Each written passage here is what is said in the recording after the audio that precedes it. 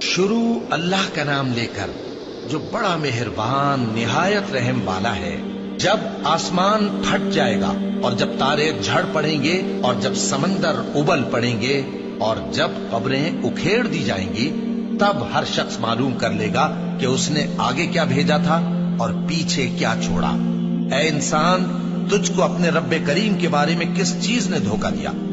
وہی تو ہے جس نے تجھے بنایا، پھر تیرے اعضاء کو درست کیا اور تیری قامت کو معتدل رکھا، جس صورت میں چاہا تجھے جوڑ دیا۔